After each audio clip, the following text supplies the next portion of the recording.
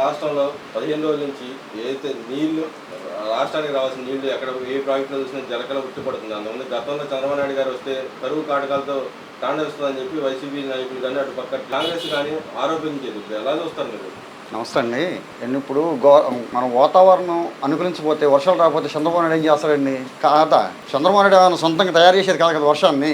వాతావరణం అనుకూలించాలి కదా. ఇప్పుడేదో వాతావరణం అనుకూలించలేదు, వర్షాలు రాలేదు, దాన్ని ఏంటంటే ఎప్పుడు వచ్చినా ఇలా జరుగుద్ది చంద్రబాబు నాయుడు అని చెప్పి వాళ్ళు అది ప్రచారం చేస్తున్నారు, దుష్ప్రచారం చేశారు. అది వాస్తవం కాదు కదా. వాతావరణం అనుకూలించి వర్షం వచ్చి రాలేకపోతే చంద్రబాబు నాయుడు ఏమైనా తయారు చేస్తాడా? వర్షాన్ని తయారు చేయలేడు కదా.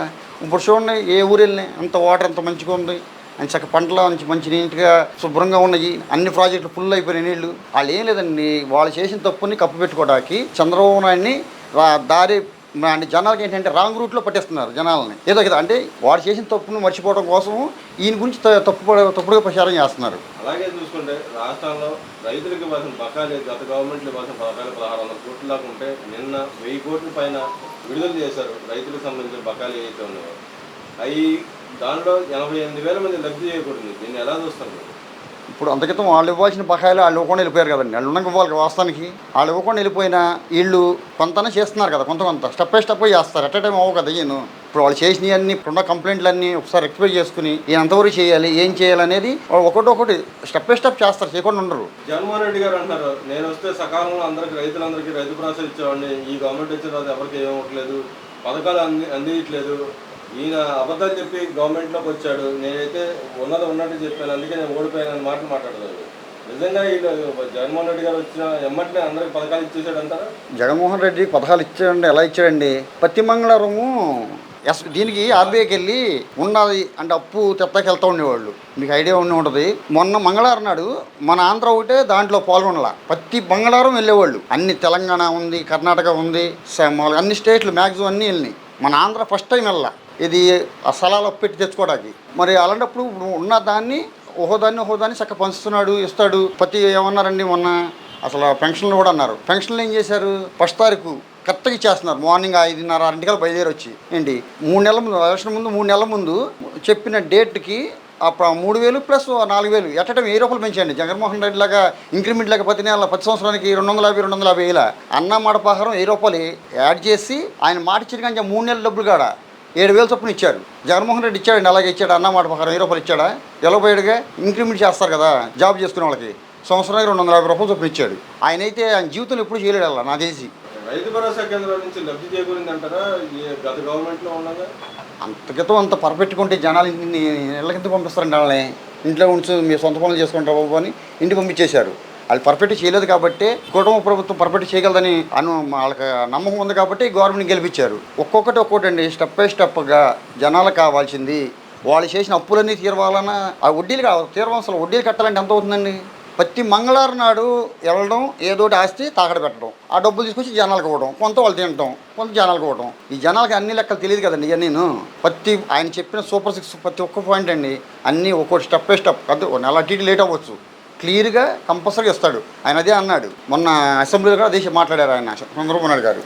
అలాగే చూసుకుంటే రాష్ట్రంలో ఎస్టీఎస్సీల మీద, దళితుల మీద కానీ వైసీపీ నాయకులు చేసిన దాష్టికాలు ఒక్కొక్కటి బయటకు వస్తున్నాయి. నిన్న దువ్వాడ శ్రీనివాస్ వాళ్ళ చంద్రశేఖర్ రెడ్డి, గవర్నమెంట్ చంద్రశేఖర్ రెడ్డి గారు మహిళల మీద దాడులు, లైంగిక దాడులు కానీ వేరే రకంగా చేసిన దాడులను చూస్తే ఎలా అనిపిస్తుంది? ఇప్పుడు అంతకితం ఉన్న గత ఎమ్మెల్యేలు కానీ ఎంపీలు కానివ్వండి, లైంగిక దాడి చేయని వాళ్ళు ఏళ్ళ మీద లెక్కే చెప్పదు. చేసిన వాళ్ళు ఎక్కువ మంది, వాళ్ళు ఎంపీలు కానీ ఎమ్మెల్యేలు కానీ నెంబర్ ఆఫ్ ఎక్కువ. ప్రతి ఒక్కటి బూతులు తిట్టడం, అసెంబ్లీలో బూతులు తిట్టడం మీరు ఎప్పుడన్నా చూశారంటారండి? మీడియా ఎప్పుడన్నా? ఫస్ట్ అంటే రాజ్యాంగం బద్ధంగా జనాలకు మెసేజ్ ఏమి ఇవ్వాలండి? ఇప్పుడు రాష్ట్రంలో పాలించే వాళ్ళే బూతులు తిడతంటే జనాలు ఇంకేం నేర్చుకోవాలని చూసి లైంగిక దాడులు కానీ, అసెంబ్లీలో బూతులు తిడతాం కానీ, మీడియా మీద బూతులు తిడతాం కానీ ఆ పద్ధతి అనేది చంద్రబాబు నాయుడు దగ్గర ఇప్పుడు లేదండి. అసలు వైసీపీ నాయకులు చేసిన వ్యవహార శైలి ఎలా ఉందంటారు? వైసీపీ చేయటం నేను ఎప్పుడు చెప్పడం కదండి. రాష్ట్రం మొత్తానికి అలా కళ్ళు కట్టినట్టుగా క్లియర్గా తెలుసు కాబట్టి వాళ్ళని ఇంటికి పంపించేశారు. వాళ్ళు ఒకటే రెండు అయితే చెప్పొచ్చు. మనం చేసిన నెంబర్ ఆఫ్ తప్పుల్ని మనం ఎలా పెద్ద బుక్ రాయాలి మనం. ఇంకా అది చదివి చెప్పాలంటే జనాలకి. యోగి రమేష్ గారు ఇష్యూ వచ్చేప్పటికి ఇవాళ ఆయన అగ్రిగోల్డ్ బాధితులు టీడీపీ గవర్నమెంట్ రాగానే వాళ్ళ బాధితులందరూ వెళ్ళి పోలీస్ స్టేషన్లో కానీ విడిగా వినతిపత్రాలు ఎమ్మెల్యేలు కానీ ఎంపీలు కానీ చంద్రబాబు నాయుడు కానీ వినతిపత్రాలు ఇవ్వడం జరిగింది. దానిలో భాగంగా ఇవాళ ఏదైతే అక్రమాలు జరిగినాయి అని చెప్పి వెలుగులోకి వస్తున్నాయో దానిలో భాగంగా వాళ్ళ కొడుకుని తీసుకెళ్ళి కొడుకుని అరెస్ట్ చేయడం జరిగింది ఏసీబీ అధికారులు. దీనిలో కూడా చంద్రబాబు నాయుడు పాత్ర ఉంది.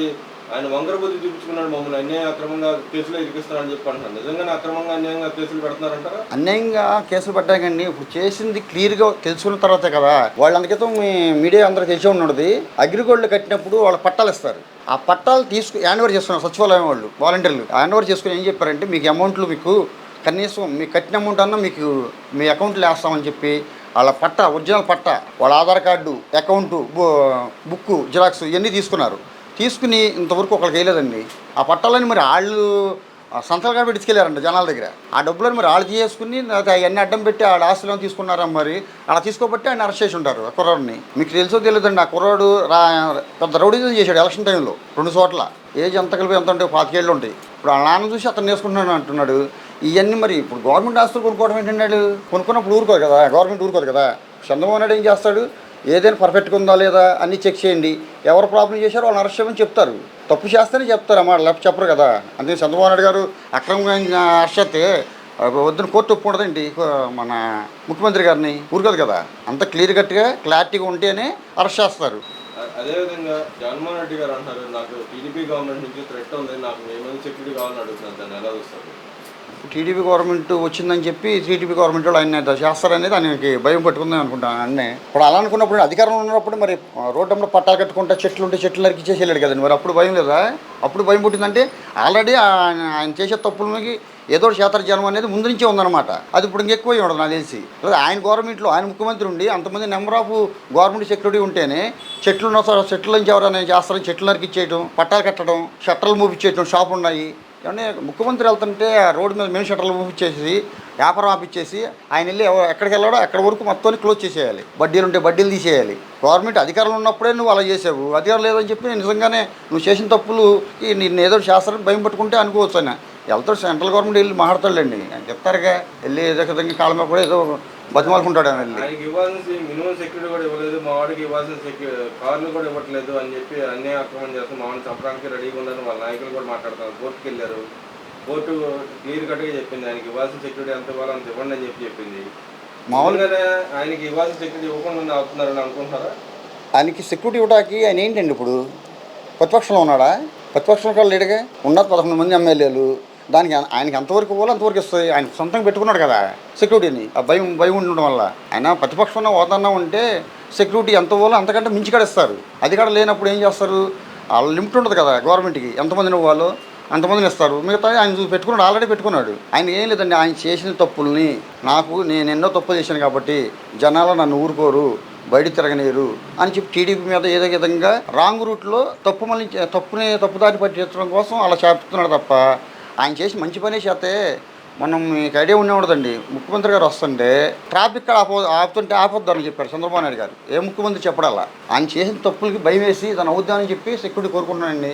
ఒకవేళ కోర్టు ఇవ్వమంటే ఇస్తారు, ఏముంది. చంద్రబాబు నాయుడు ఆపమంటే ఆఫర్ కదా నేను. అలాగే ఆయన మీద అక్రమ కేసులు కూడా సుప్రీంకోర్టు క్లియర్ కట్గా చెప్పింది, త్వరలో ఆయన కేసులను పరిష్కరించమని చెప్పి కోరింది. దాన్ని ఎలా చూడొచ్చు అంటారు? ఆయన నిజంగా రేపు పొద్దున కోర్టుకు వెళ్తాడని మీరు అనుకుంటున్నారా?